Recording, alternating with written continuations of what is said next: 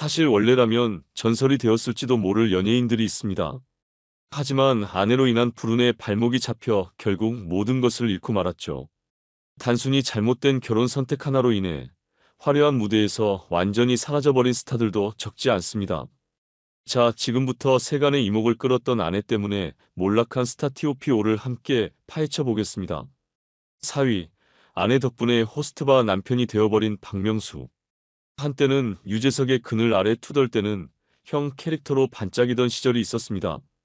마침내 2008년 노총각 딱지를 떼고 결혼 소식을 전하며 제2의 전성기를 열 줄 알았죠. 더군다나 그의 신부가 무려 8살 연하, 그것도 미모와 스펙을 동시에 갖춘 피부과 의사라는 사실이 밝혀지자 대중은 부러움 섞인 탄성을 내질렀습니다. 하지만 결혼 이후 나타난 현실은? 남편의 방송에 깜짝 게스트로 등장하던 한수민 씨는 곧 본격적으로 방송 활동에 뛰어들며 여기저기 얼굴을 비추더니 인스타그램으로까지 영향력을 넓혔습니다. 문제는 이 관심이 곧 논란 제조기라는 오명을 안기게 됐다는 겁니다. 병원 진료보다 쇼닥터 흉내에 더 몰두한 그녀는 화장품 광고 도중 이해할 수 없는 손동작을 선보이며 스스로 한수민 착 논란을 불러일으켰습니다. 의사이자 유명 개그맨의 아내라는 사람이 공중파에서 보여준 행동치고는 상상 이상이었죠. 대중은 충격에 빠졌고 비난은 눈덩이처럼 불어났습니다. 결국 공식 사과문을 내고 활동 중단을 선언했지만 반성은 오래가지 않았습니다. 잠깐의 침묵 뒤 그녀는 또다시 남편과 함께 건강보조제 광고에 나섰고 이번에는 허위과장 광고라는 더 큰 불씨를 남겼습니다. 그래도 박명수는 애써 태연한 척하며 넘어갔지만 정작 진짜 악몽은 아직 시작도 안 된 상태였습니다.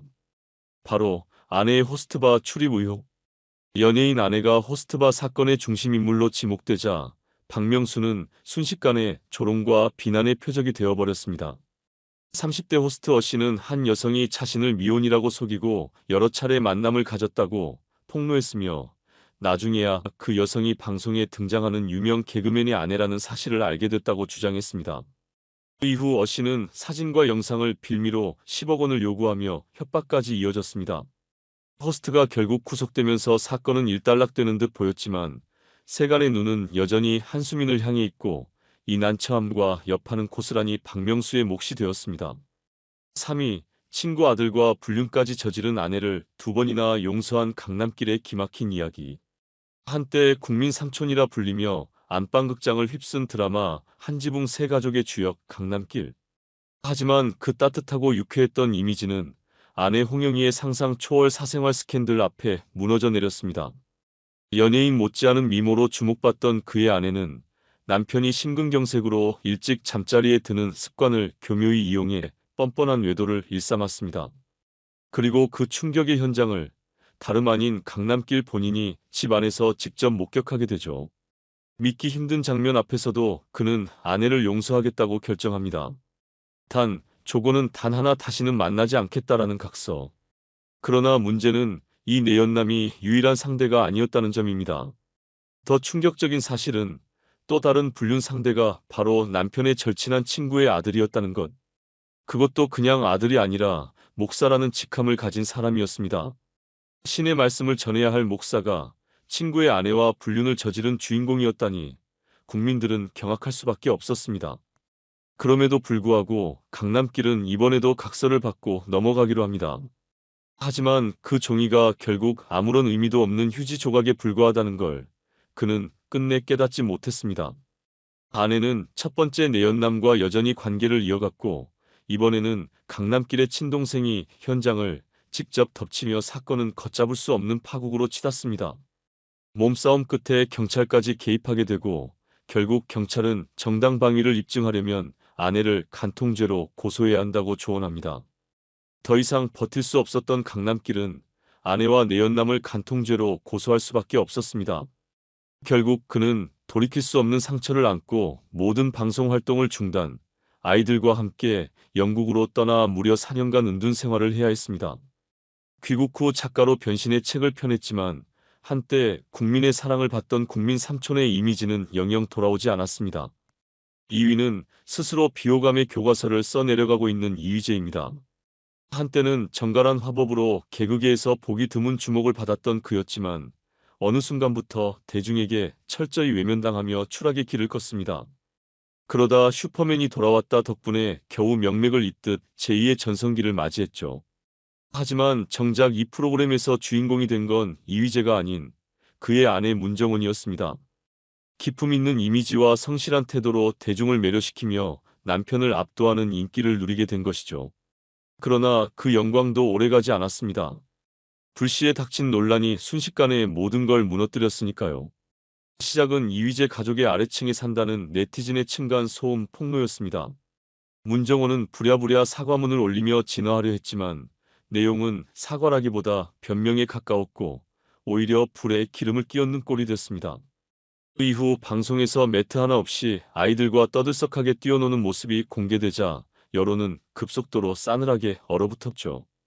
결국 문정원은 두 번째 사과문을 내고 이휘재까지 방송에서 사과하며 봉합하려 했으나 또 다른 폭탄이 터집니다.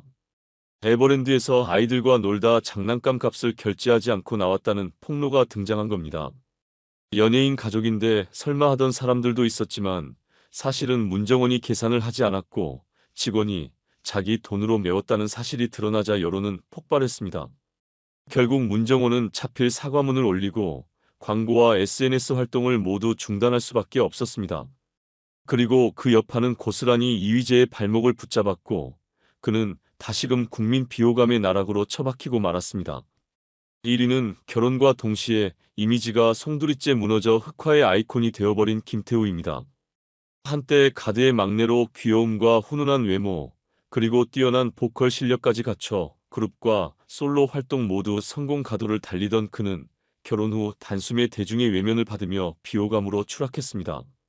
그의 아내 김혜리는 미모와 스펙으로 화제를 모으며 당시엔 김태우가 로또를 맞았다는 찬사까지 받았죠. 하지만 그 화려한 포장지는 오래가지 않았습니다. 결혼 직후부터 끝도 없는 논란이 꼬리를 물었으니까요.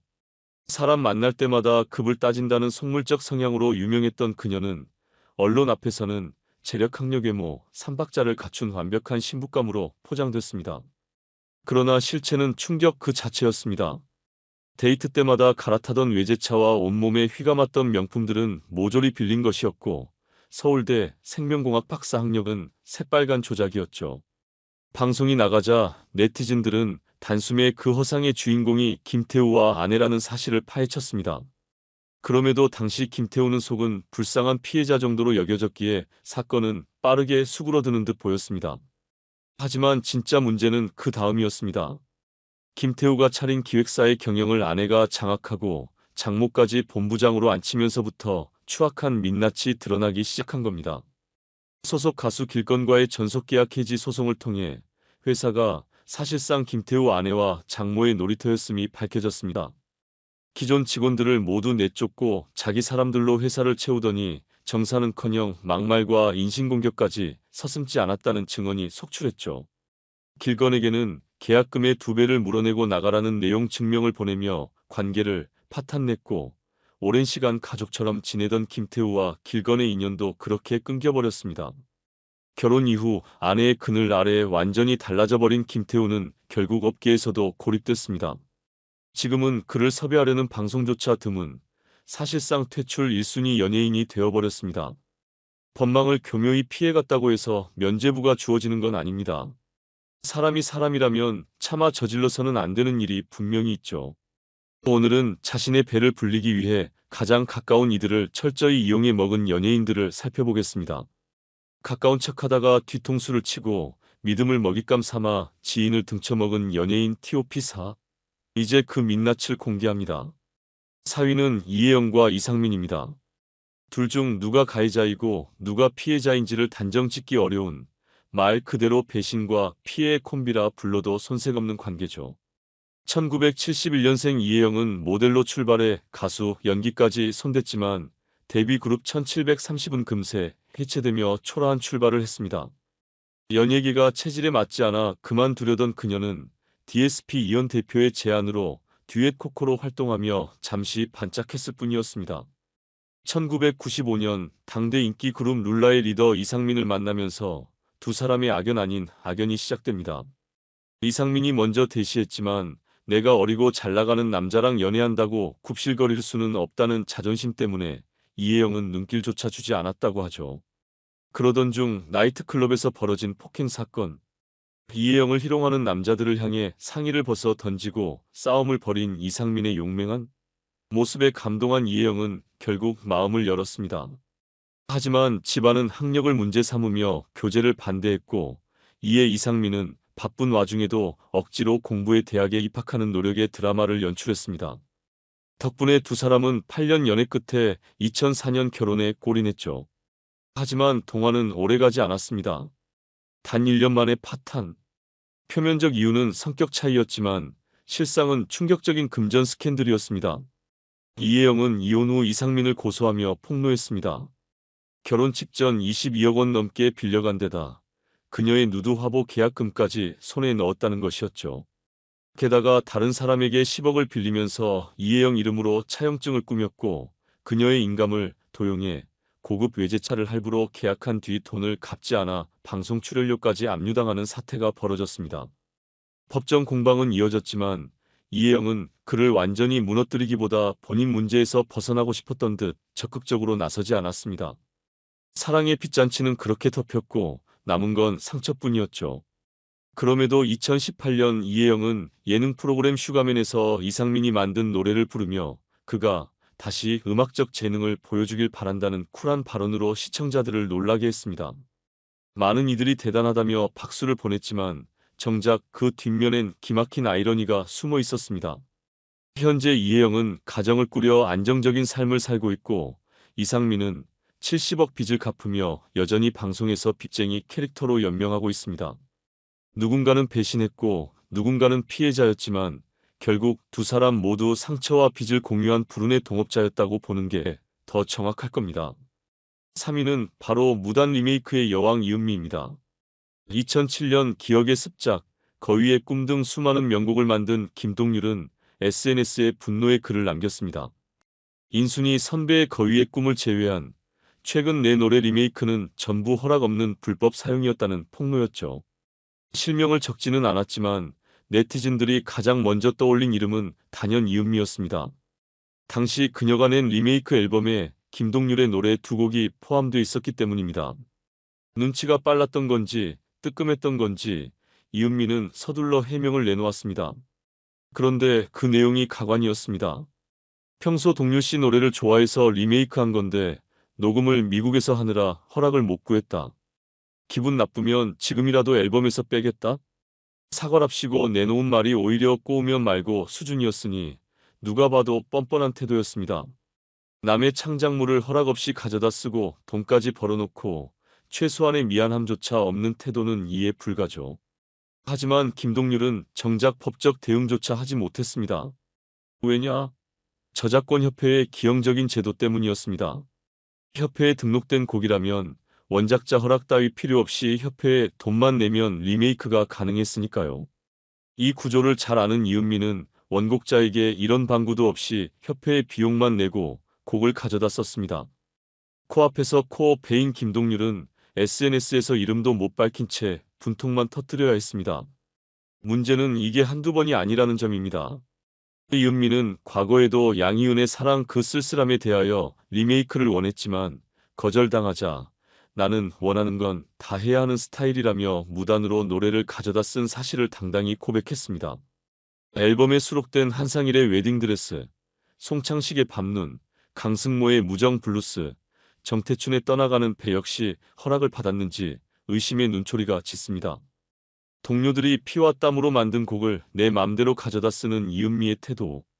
법적으론 문제없다고 하지만 가수로서 최소한의 양심조차 없는 모습에 네티즌은 물론 동료 뮤지션들까지 고개를 절레절레 흔들지 않았을까요?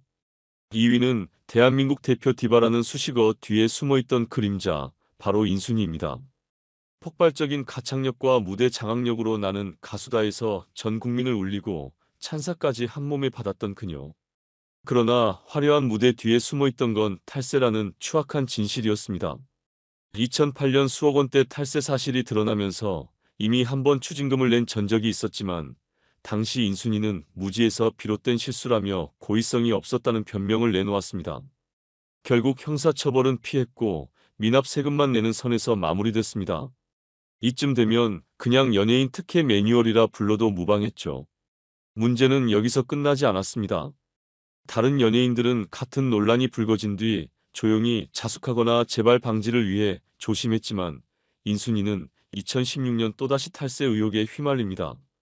보도에 따르면 2013년부터 행사비를 현금으로 받고 세금을 누락했으며 들통이 난 뒤에도 실제 금액을 축소 기재하는 꼼수까지 부렸습니다. 폭로자는 다름 아닌 그녀의 최측근. 10년 동안 자료를 모아왔다는 말에 누가 더 기막힌지 헷갈릴 지경이었죠.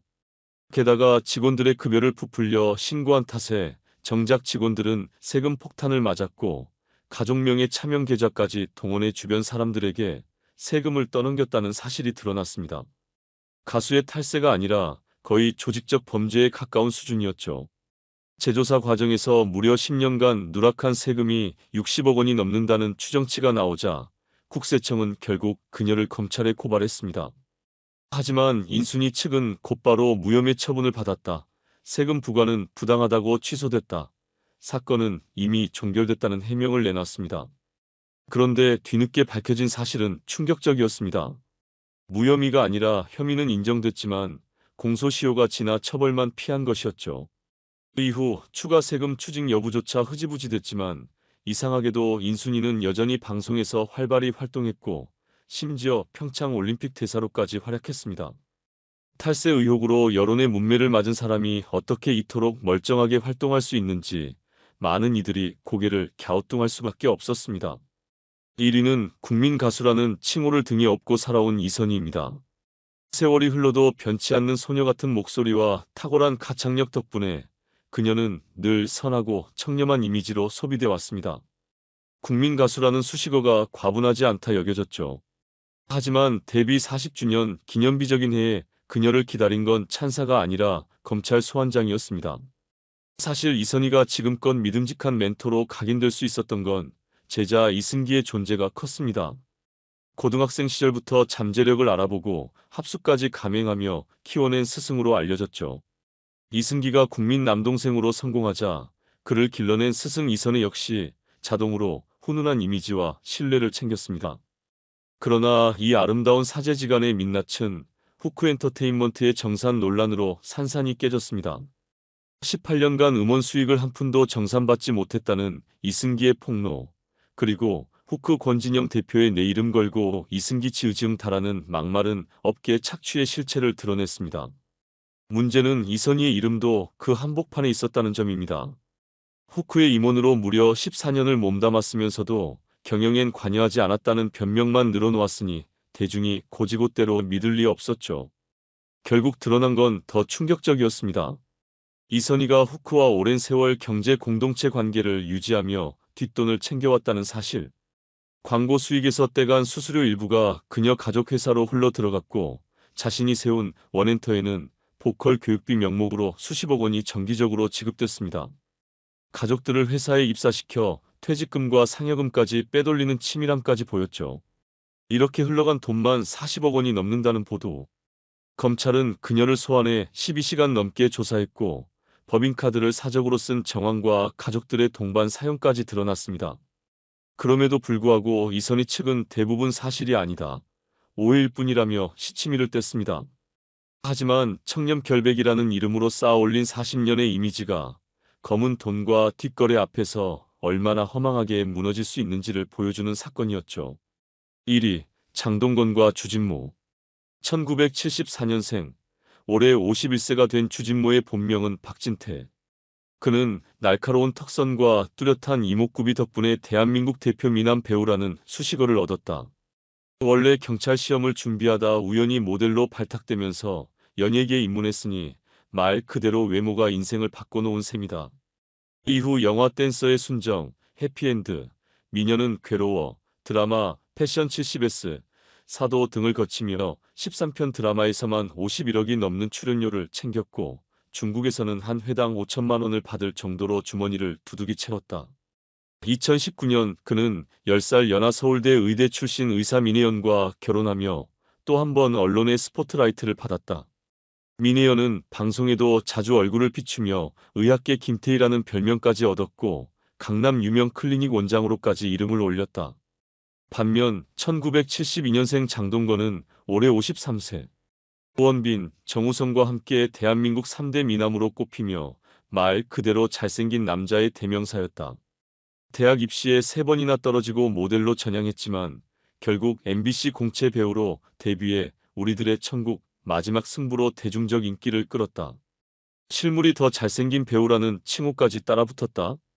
장동건은 고소영과 결혼 후 연예계 대표 자산가 부부로 꼽혔다.